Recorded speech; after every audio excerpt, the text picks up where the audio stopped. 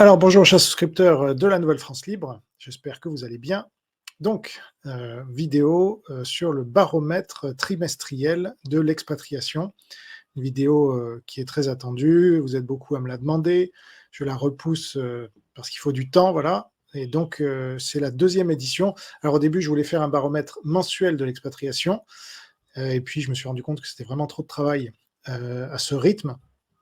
Et donc c'est finalement un baromètre trimestriel pour indiquer à mes souscripteurs les meilleurs pays dans lesquels s'expatrier. C'est que je vous invite et vous incite à vous expatrier pour arrêter de nourrir la bête, l'énarchie française, là, sous occupation communiste chinoise. Et donc, ça peut être une vidéo qui peut changer votre vie si elle vous donne une piste pour un pays vers lequel vous expatriez.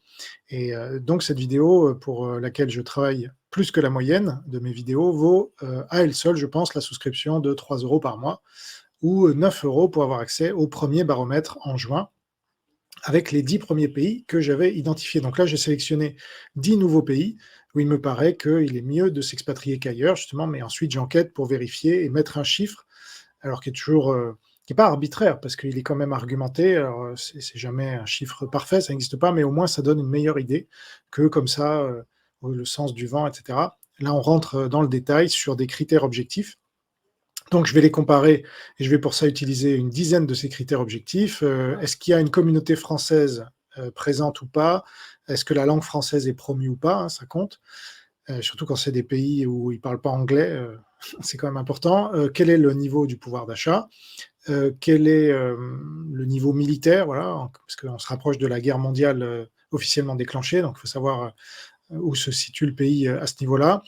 Quel est le dynamisme économique et le niveau de libéralisme en général, et la santé, etc.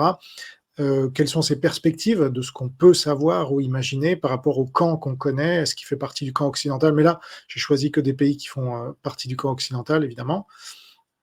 Quel est le niveau de liberté fondamentale? Quel est le climat?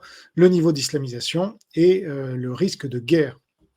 Alors, suite à la première vidéo, j'ai reçu des commentaires permettant d'affiner le classement précédent. Et donc, je vais en tenir compte et ça permettra d'avoir un classement des meilleurs pays parmi tous ceux qui ont été étudiés. On va avoir le résultat pour 10 nouveaux pays où il serait bon de s'expatrier, qu'on va ainsi classer selon différents critères.